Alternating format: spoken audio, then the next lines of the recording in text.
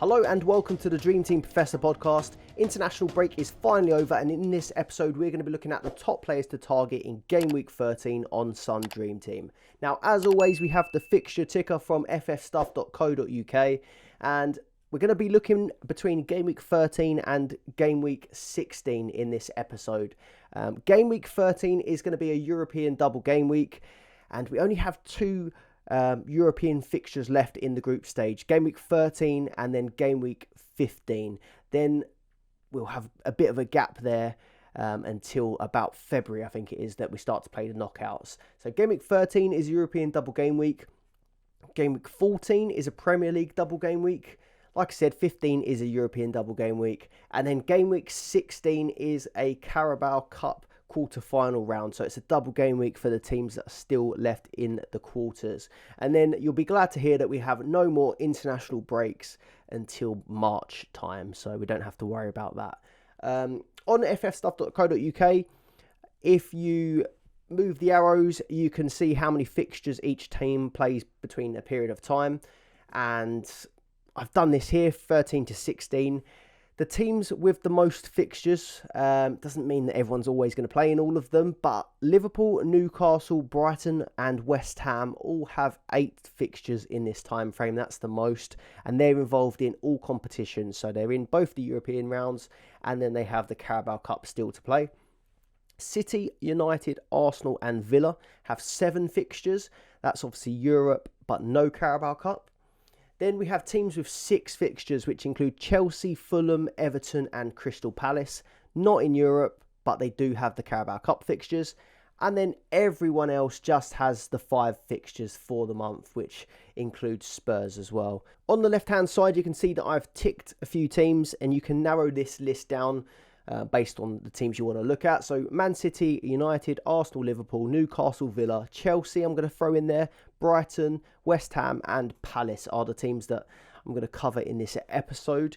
I've ranked these roughly based on how good I think the fixtures are. I like Arsenal's, I like Liverpool's. City are obviously just that good. Their fixtures are quite tough, but you have to put them up there anyway. Then it's a bit tougher. So United have got a good week in Game Week 13, but they start to get a bit more difficult. Villa sort of seem to have one good fixture, one bad fixture for the next couple of weeks. For example, Spurs, then Legia Warsaw, Bournemouth, then City, Arsenal, then Zrinski. So there's always one bad fixture sandwiched with a good fixture. And then Brighton and West Ham are tough. So Brighton, their fixtures look so good on paper, but they are struggling with this European football this season. So I've put them a bit lower down than what I usually would, say if it was last season. And then West Ham, their fixture run is really good, but they've got a few injury concerns at the minute. I'm just not completely sure they'll be able to keep up with it if they haven't got the likes of Bowen, Antonio, for example. But they will still be good to target. We'll go on to the Game Week 13 fixtures. So Liverpool and City is a big clash. We've got a lot of good teams playing each other this week. Liverpool play City, Newcastle play Chelsea, and Spurs play Villa. So if your team looks anything like mine, it doesn't look like an ideal week. I think this is going to be one of these weeks that we sort of seem to struggle through. A lot of teams playing each other. But City, Liverpool, and then RB Leipzig, it does look like a tough week. Man United looks good on paper. Everton, Galatasaray, but then United's form hasn't been great. Everton away isn't a great fixture. They've just been docked points. It might be a tough one to go to. Arsenal have probably got the best fixtures this week with Brentford away and then Lens at home, but Brentford is always a tough game as well. Lens beat Arsenal in the last leg. Liverpool, obviously that game against City, that early kickoff on Saturday. LASK in the Europa League. Newcastle, Chelsea and PSG, 2 tough games. Chelsea are looking good at the minute, and PSG is obviously a tough fixture. Lots of injury problems at Newcastle as well. Aston Villa, like I said, good fixture, bad fixture. So Spurs away doesn't look the best, but Spurs do have injury concerns of their own. Legia Warsaw at home, though, should be okay. Chelsea just a single with Newcastle. Brighton away at Forest and away at AEK Athens. West Ham away at Burnley and away at BAC in the Europa League. And then Crystal Palace have Luton away from home.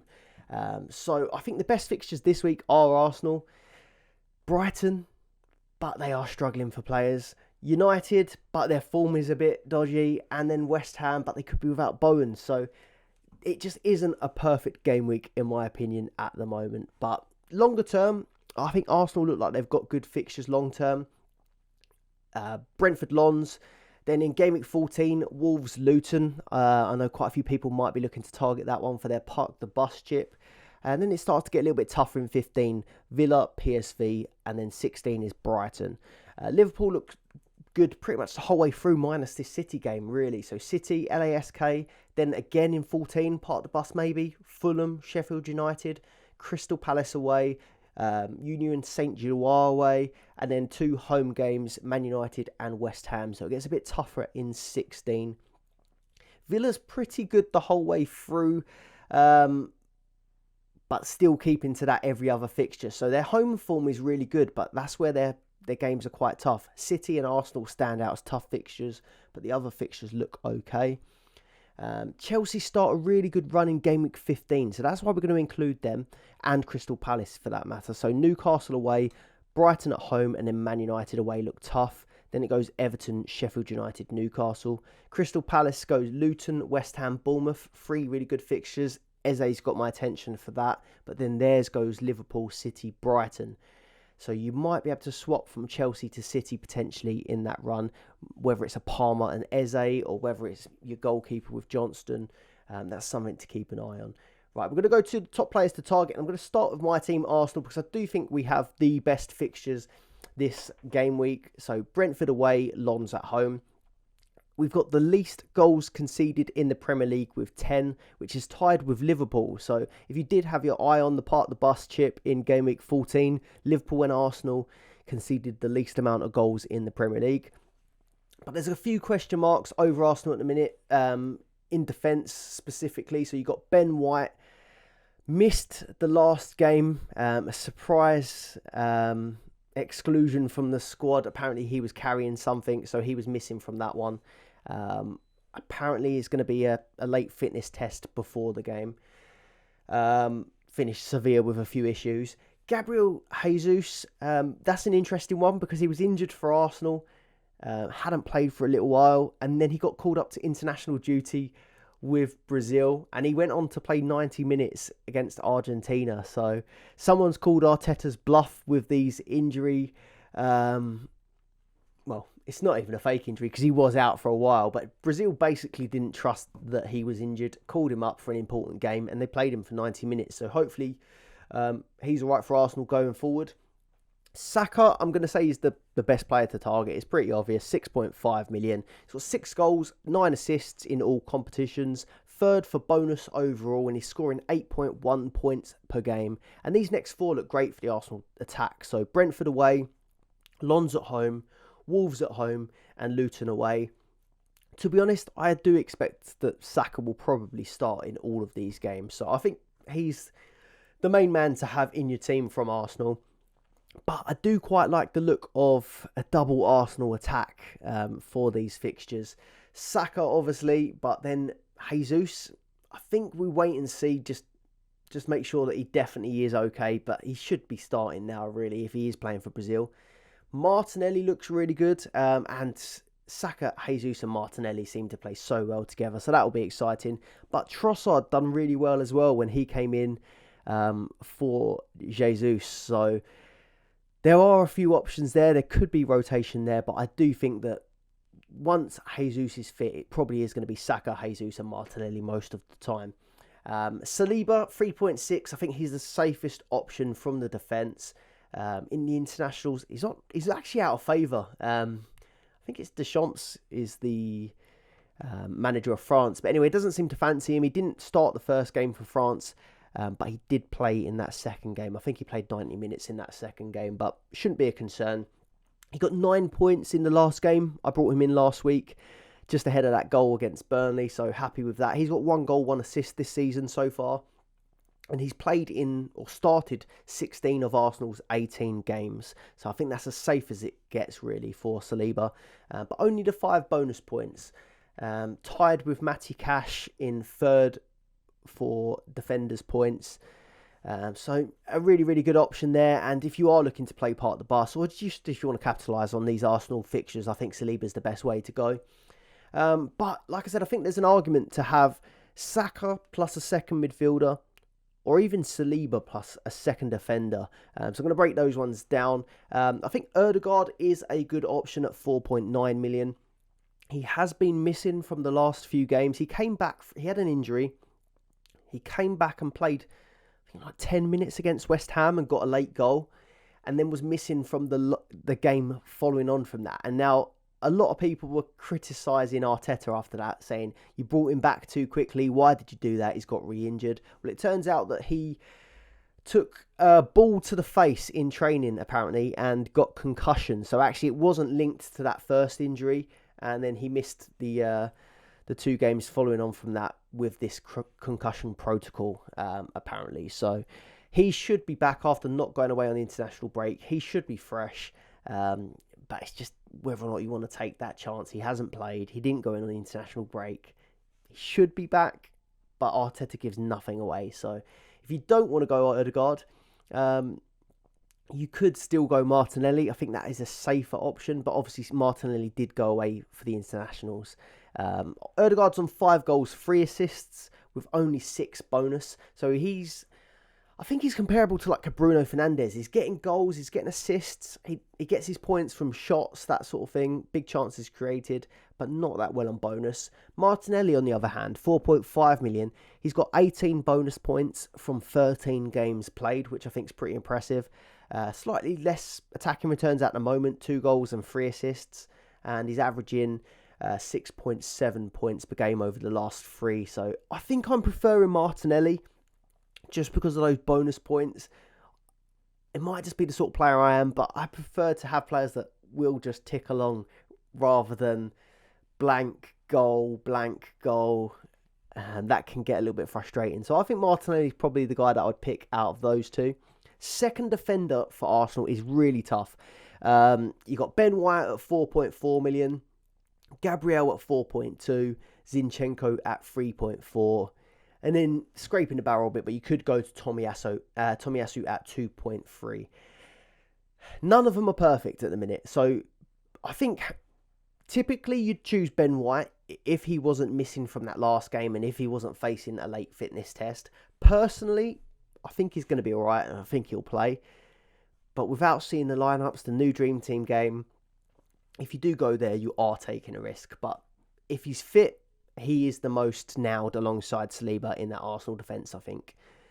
Gabriel, in this next 4, he probably starts 3 of them, but because he started both games for Brazil at the back, I do think he does have a benching coming somewhere in this next 4, but it's impossible to really tell. If I had to call it, I'd say it was either of the home games. Lens at home in the Champions League or Wolves at home in the Premier League.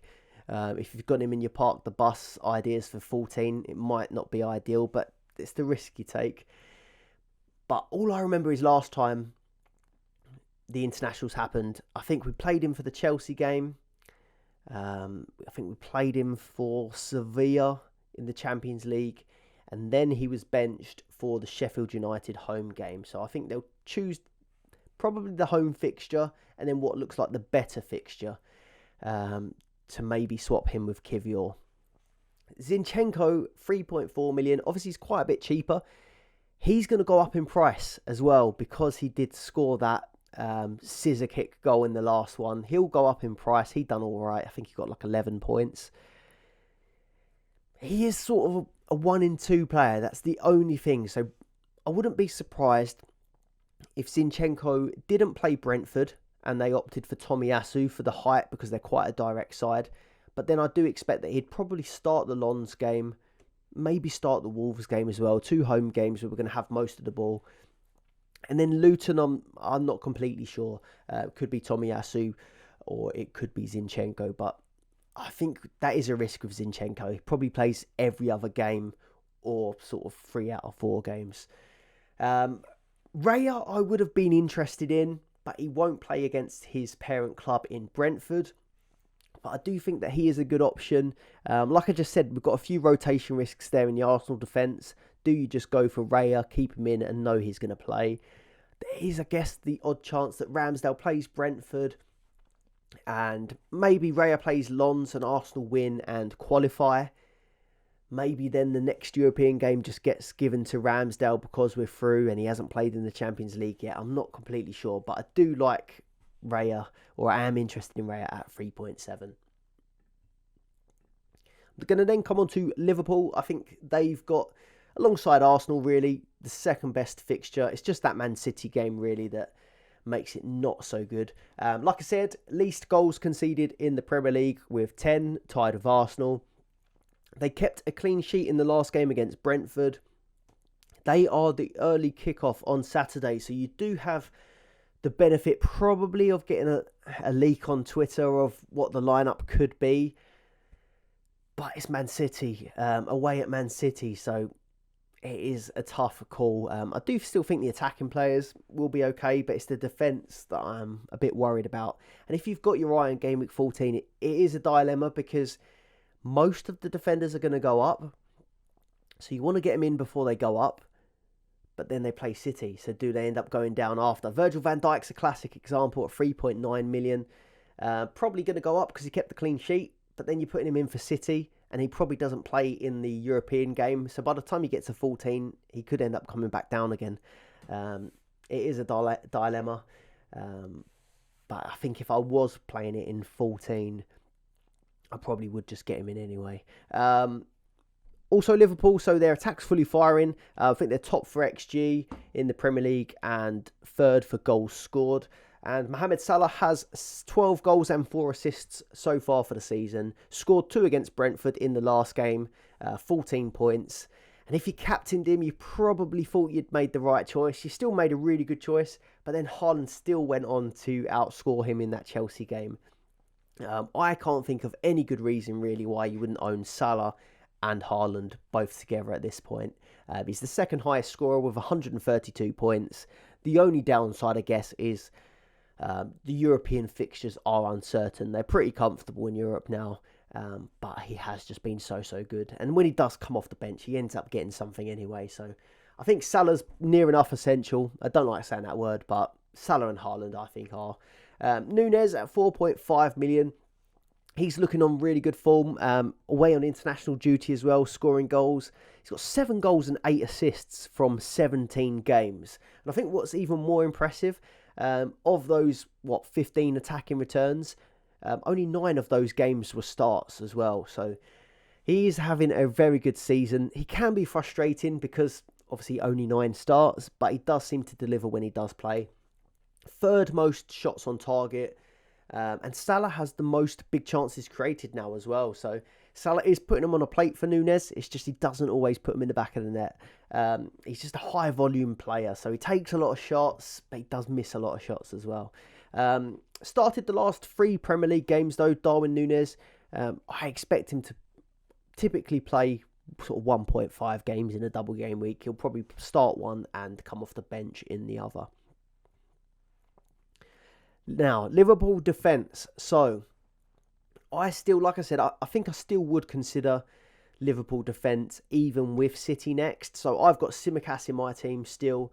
And he's due a rise. I'm not going to take him out just because it's City. I probably will just bank that price rise. I think that will be valuable in the long term. And then the fixtures do get good after that. And then if you are playing part of the bus, for example, if you don't get him in now, you're probably going to end up paying more for them before that game week 14. And then not only that, you'll bring them in. And if they do have a bad week against City, you're going to bring them in and they'll straight away go down. So it is a tough one with these new price changes. I think I probably would just get them in if I wanted them for game week 14. Trent, 5.5 million. Obvious pick if you are playing part of the bus. He's got the highest upside. He's got 4 assists. Better fixtures than Trippier, who I think is quite comparable. He's averaging 5.5 points per game and has 10 bonus points so far. He just isn't guaranteed 2 games a week with Europe, but I think overall he has actually played more European fixtures than I expected. Virgil van Dijk at 3.9 million. I think that looks like a really good price. I can't see him being this cheap later on in the game. So I do think it is a good time to get onto him. 11 bonus points. If you compare that to Saliba, for example, I think Saliba had 5, so he's got more than double Saliba's bonus points. So does seem to do fairly well for bonus as a centre-back. But again, no Europe. And while Trent has been playing the odd European game, I don't think Virgil is going to be risked for any of these European games. I think he played the odd one, and that was when he was suspended in the Premier League. So if you do bring in Virgil van Dijk, you probably get the price rise. You get him for game week 14, but you're only going to get him for that Man City game. So that's the disappointing thing. But part of the bus, I still would get him in. And then the fixtures look so good after that. 14, Fulham, Sheffield United. 15, Crystal Palace, Union Saint-Gilloise, which he might not play in that one. Man United at home, I think that's a good fixture. And then West Ham in the Carabao Cup.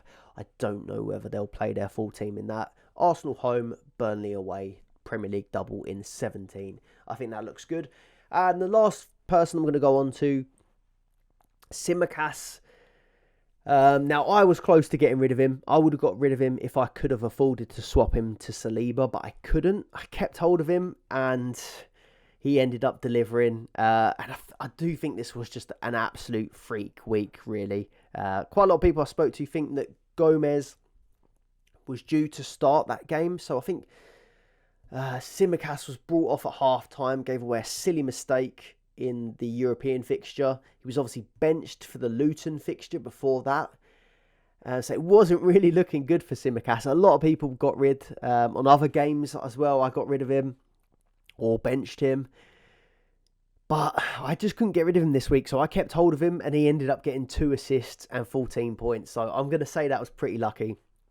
And most people I speak to seem to think that Gomez would have started that game if he didn't pick up an injury sort of in the hours before kickoff. So I think that was just a bit of a freak.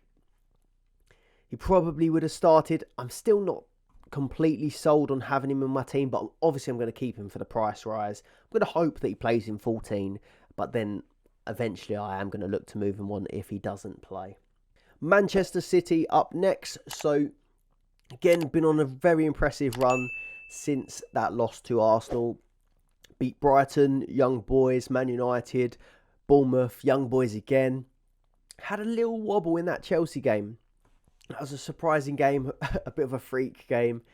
But they have been on a good run. 5 games in a row, they've scored 3 or more goals. So they are banging in the goals for fun. Haaland getting a big chunk of those. They do have 3 tough fixtures in a row. Liverpool, RB Leipzig and Tottenham.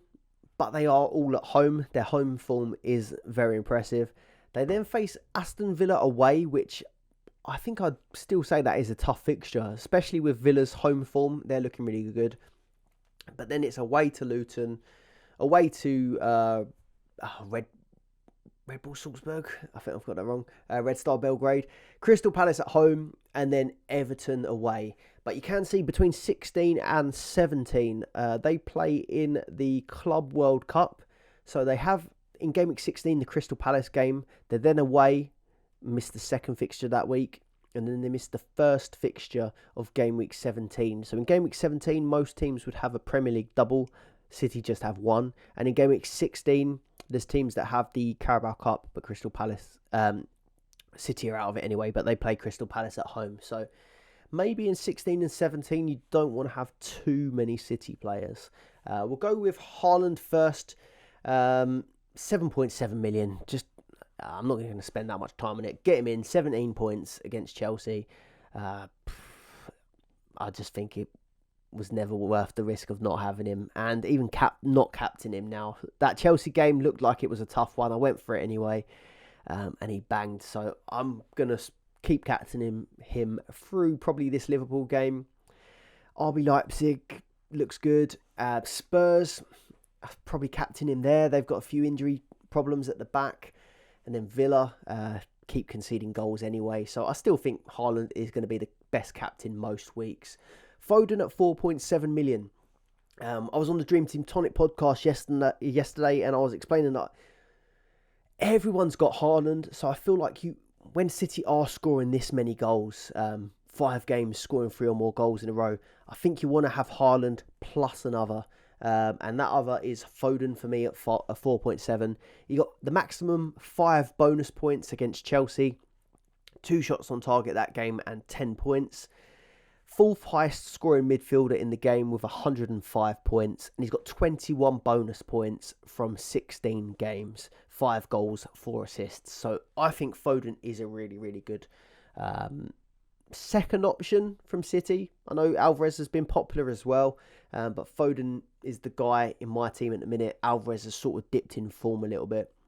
So I think he's probably the second best attacking option at City at the moment. You will get the odd bench in, but when he does play, he delivers. And I think he's hit double figures in 3 of his last 4 fixtures. So Foden, a very, very good pick. Defensively, I'm not so keen. I still don't have any myself.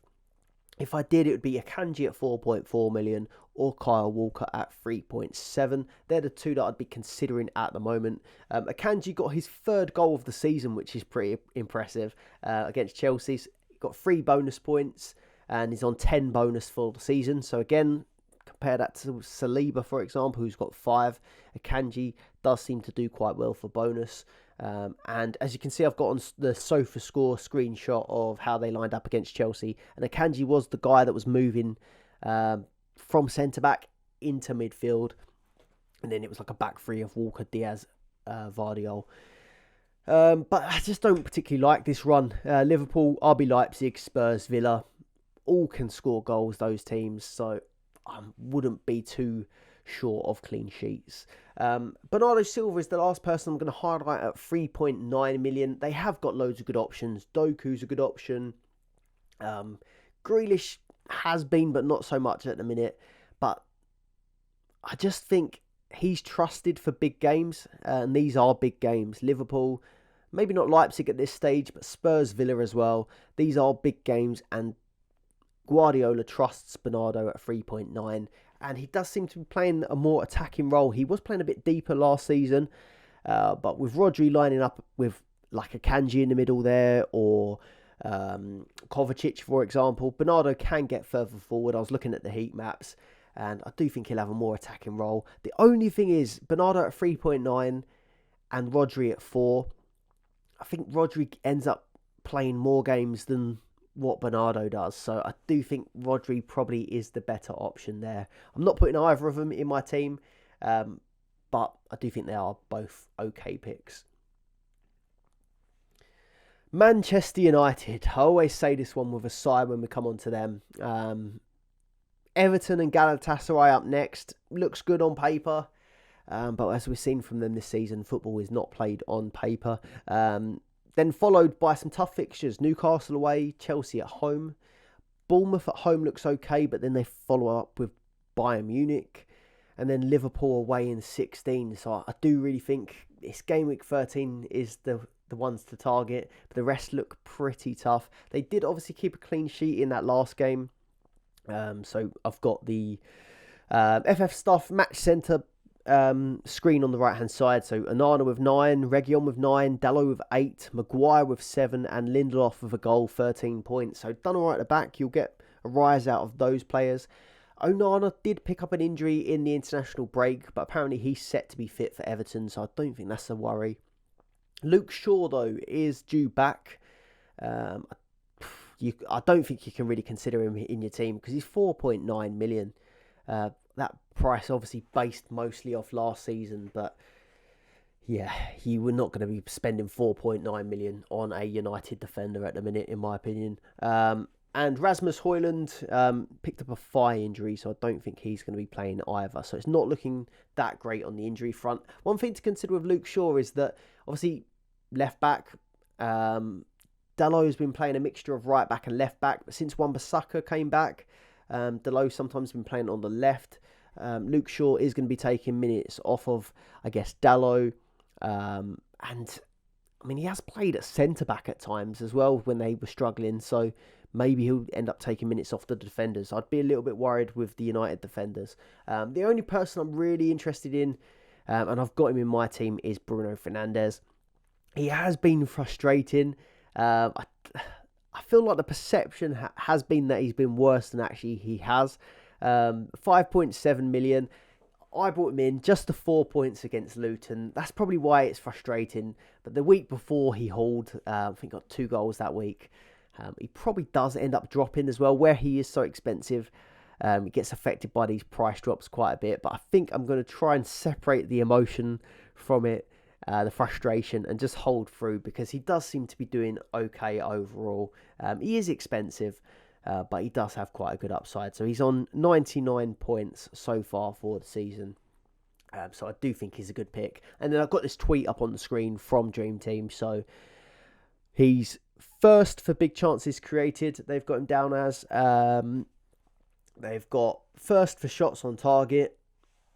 Third most expensive player, which is not great. This is from the midfielders, sorry. Tackles, fourth, which you don't always expect him to be doing that well for tackles. Fifth highest scoring midfielder for points. 8th for ownership, and 9th for accurate crosses. So he is doing quite well in the things that get you those additional points. So I'm going to keep him in for the moment, but those fixtures do get a bit tougher. Before we move on to Aston Villa, if you're enjoying the episode so far, please do leave a like, subscribe to the channel if you're not already, and if you're listening on the podcast platforms like Spotify and the others, please do leave us a like or give us a follow on there as well. And then, as I said yesterday, we filmed a live stream with the Dream Team Tonic podcast. We had Fergie, former Dream Team winner, on the pod as well, so do check that one out. That's available now for everyone on YouTube, so do check that one out. And if you want to join our Discord community of Dream Team managers, there'll be a link in the description below for that as well. Right, Aston Villa, so like I said, they've got tough fixture sandwiched between good fixture. So Spurs, Legia Warsaw. Legia Warsaw at home, Spurs away. Spurs away is going to be a tough game, but Spurs do have a few injury problems. Gameweek 14, it's Bournemouth away, and then City at home, so good, and then tough. And then Gameweek 15 is Arsenal at home and Zrinski away, so some tough ones thrown in there. But then 16, it's a single against Brentford. And in 17, it's home to Sheffield United and away to Manchester United. So not terrible. I'm losing a bit of trust in their defence, though. As you can see, I've got their recent results on the screen. Just conceding the odd goal. You can see Wolves, they conceded 1. West Ham, they conceded 1. AZ Alkmaar, they conceded 1. Luton, they conceded 1. That one was particularly annoying. Didn't keep a clean sheet against Forest, conceded 1 against AZ Alkmaar, and conceded 1 against Fulham. So you can either look at that as their defence lacks concentration and they're not keeping clean sheets, or they're very close to keeping clean sheets and they are coming. But I just don't see them coming against Spurs, I don't see them coming against City, and I don't see them coming against Arsenal. And then if you're like me and you've got Matty Cash, the good fixtures, Zrinski, Legia Warsaw, there's no guarantee of a start. So it is quite tough. But I'm going to start with the attacker or attackers. I'm going to start with Ollie Watkins, 4.7 million. Now, I did consider taking him out initially, looking at these at first glance. But Spurs, they've got Romero out suspended. I think Udogie might be a injury concern. Venn, their other great centre-back, is injured.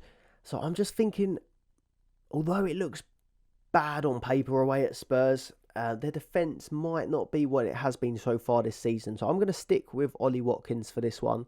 And then the following week, Bournemouth City. You'd expect him maybe to score against Bournemouth. City, not so sure, but it's at home. Their home form has been really good.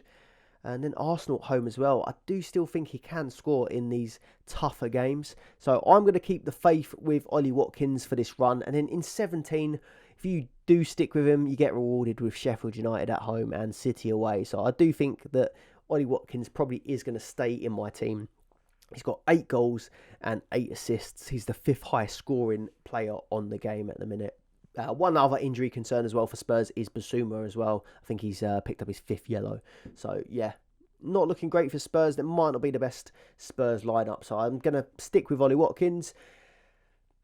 Cash is still a good pick. He's got 80 points. 3rd highest scoring defender. And if I didn't have a Bowen injury or potential injury, I probably would have just stuck with my team and rolled the transfer. So by any means, I don't think he's a bad pick, but I just think if I'm going to make the one transfer to my midfield, I probably may as well just make the two because you can't roll the extra one. So yeah, Cash, I'm probably going to move him on, but I do think he still has been good. 80 points, doesn't lie. And he gets, even if he does concede goals, he's getting tackles, shots, chances created, all that stuff. So still a good pick, but I'm looking to move on.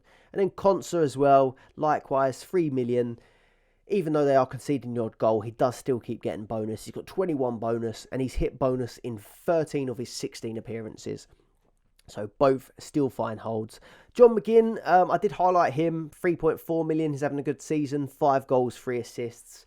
Got the maximum 5 bonus in his last game, but I do think I think he was flagged maybe for an injury, so I won't be picking him.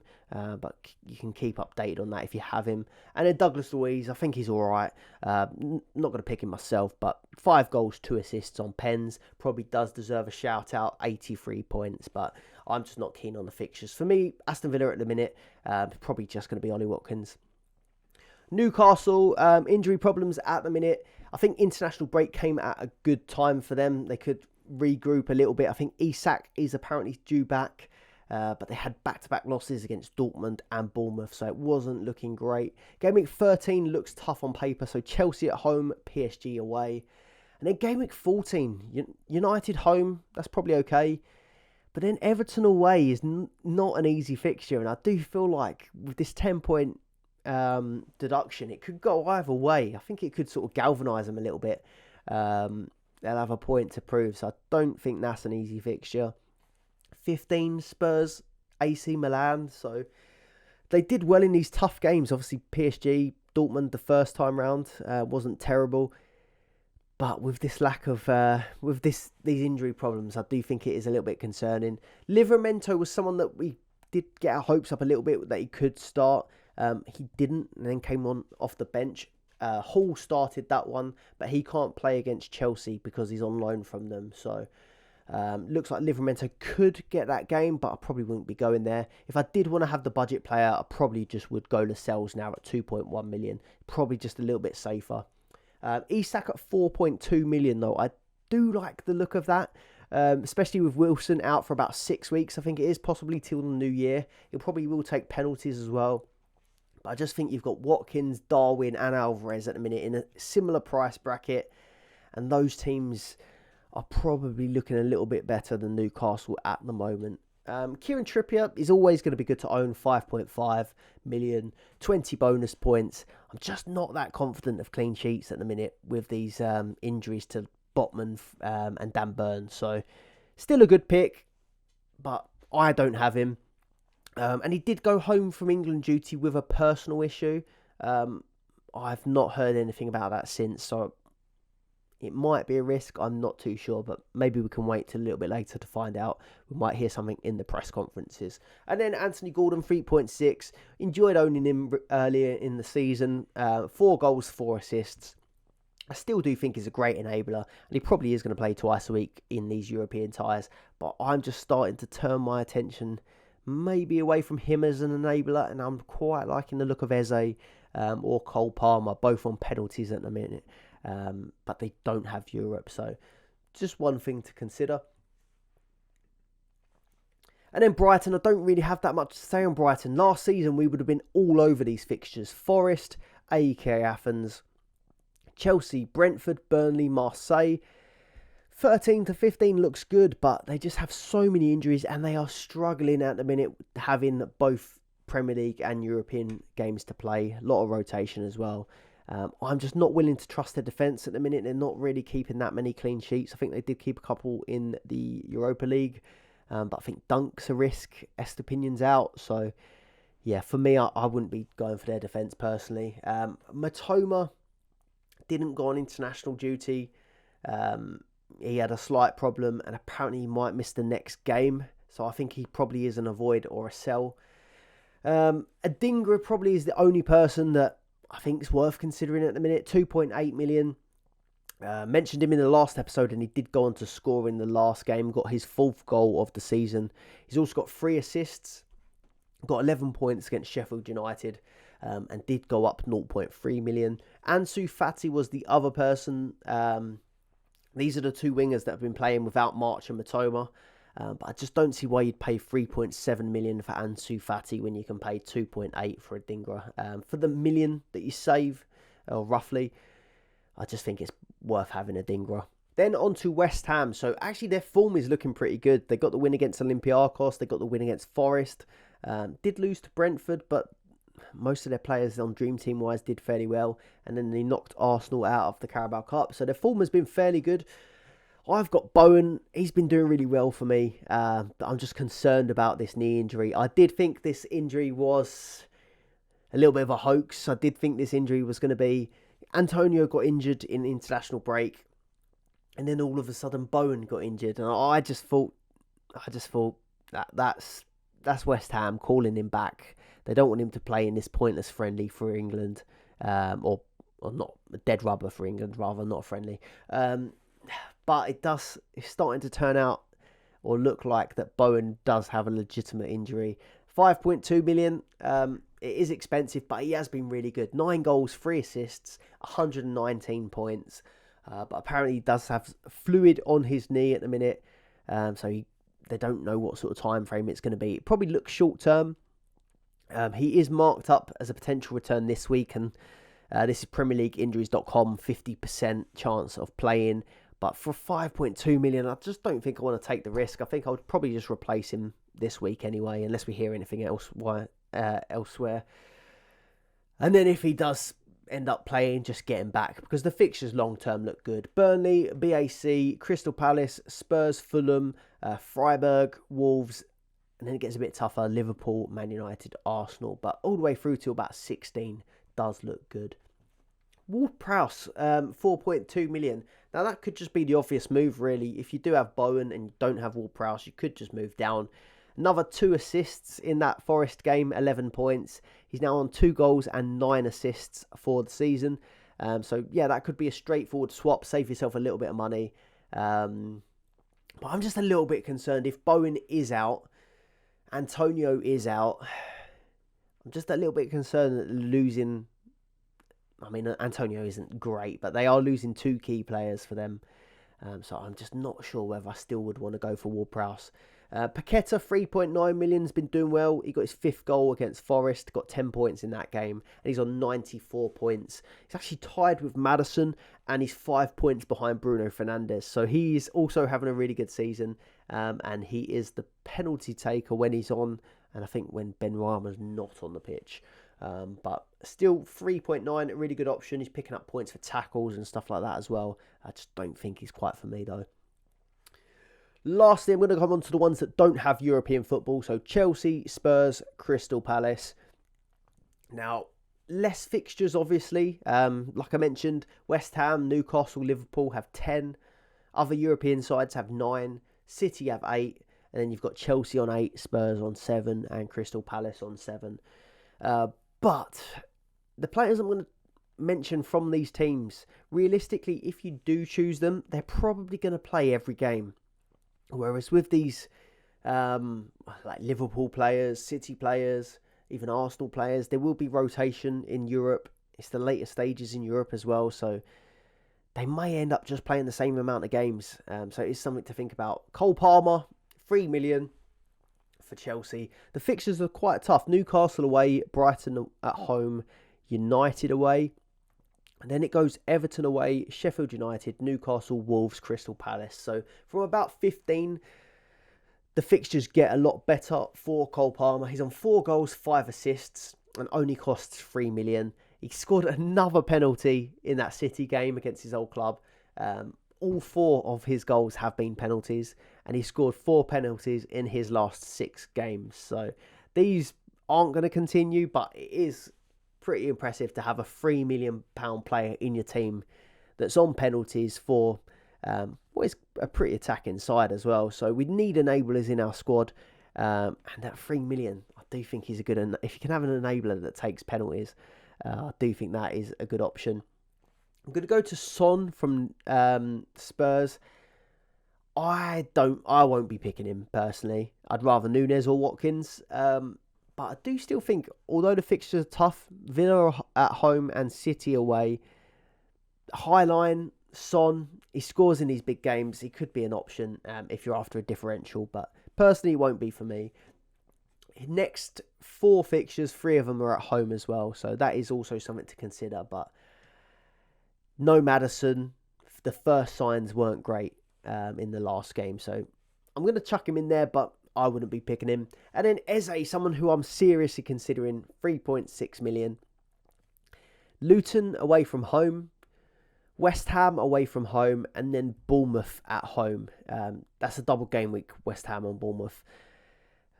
I like them 3 fixtures a lot, and I like Eze a lot. He was really good earlier in the season.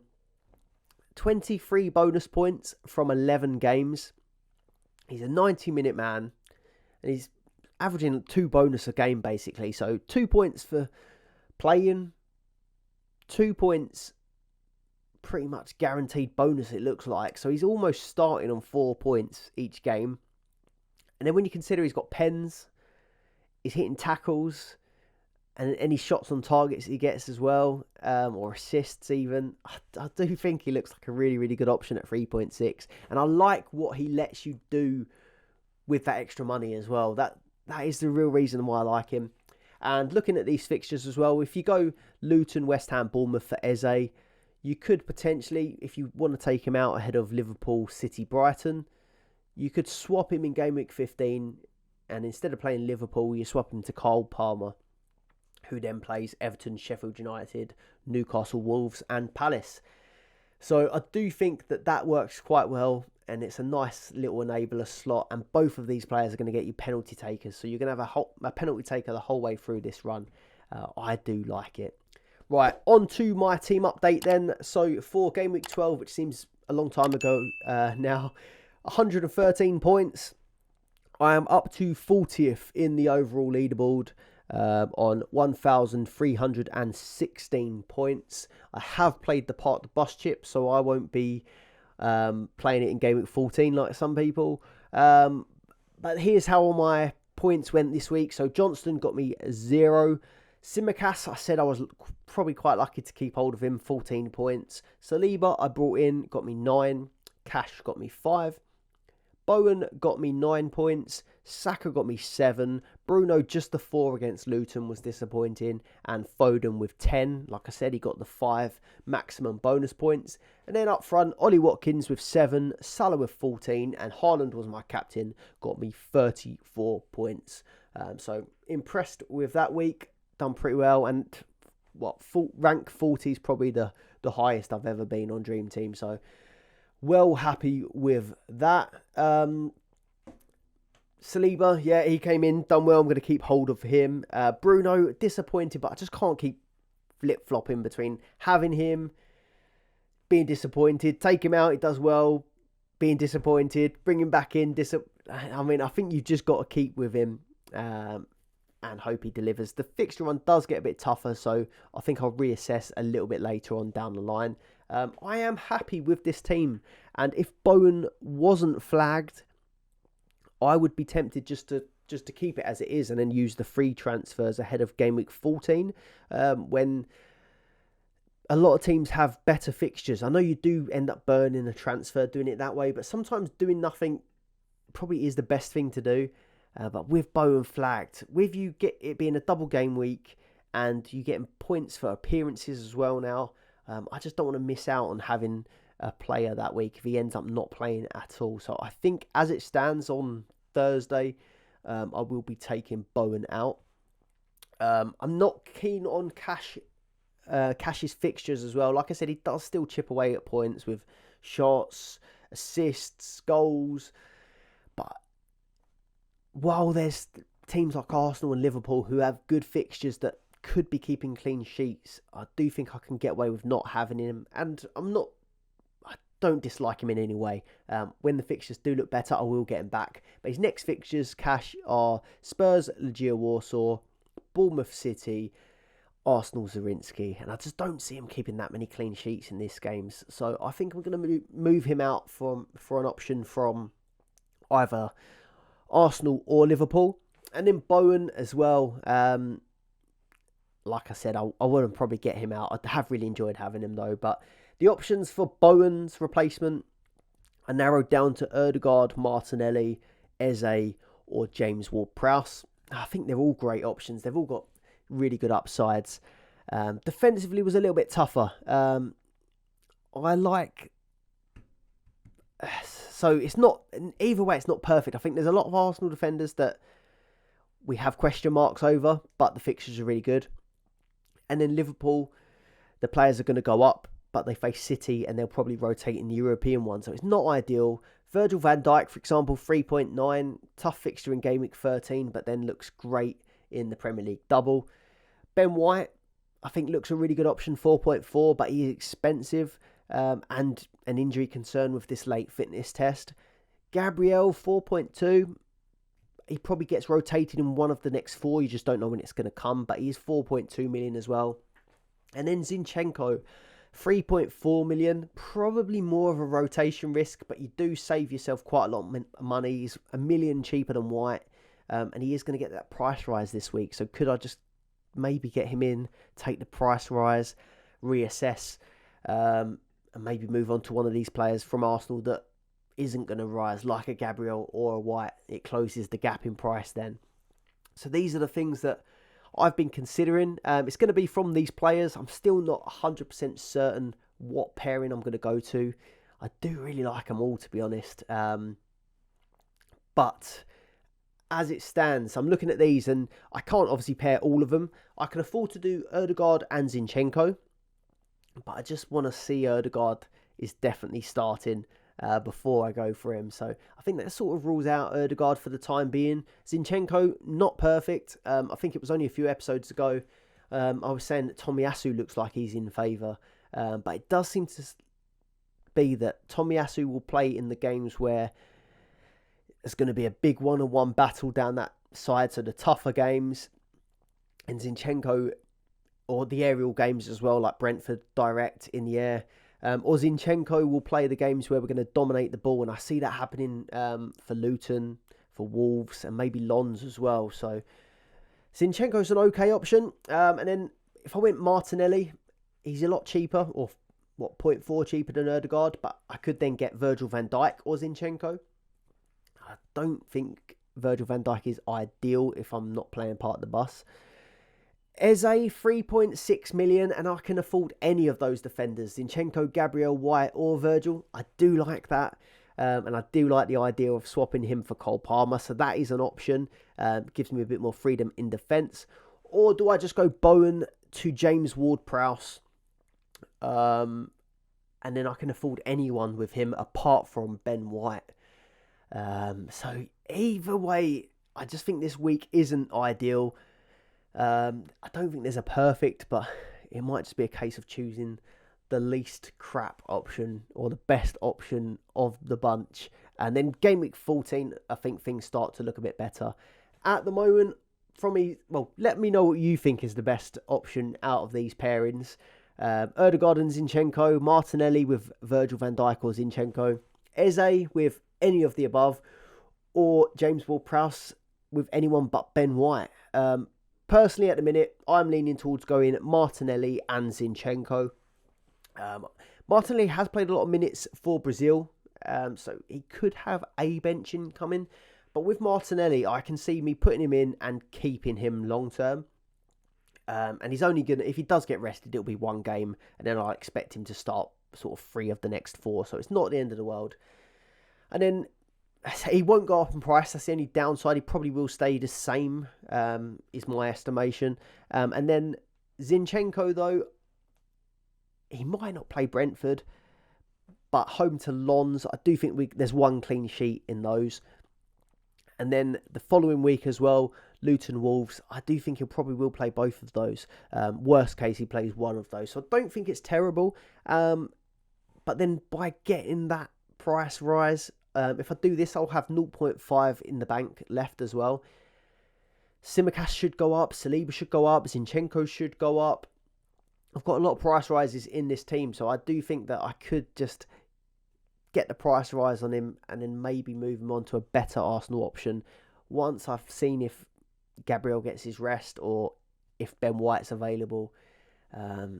Yeah, I'm not completely sold on it, but at the moment, this is the one I'm leaning towards. Martinelli and Zinchenko in for Bowen and Matty Cash. That is everything for this episode, so thank you very much for watching. If you have enjoyed it, please do leave a like and subscribe to the channel if you are not already. Likewise, for podcast platforms, if you're listening there, please do leave a like and give us a follow on there as well. And we do have the latest Dream Team Tonic episode up now on YouTube, so I will leave a link to this after this video. Thank you very much for watching, and I will see you on the next one. Goodbye.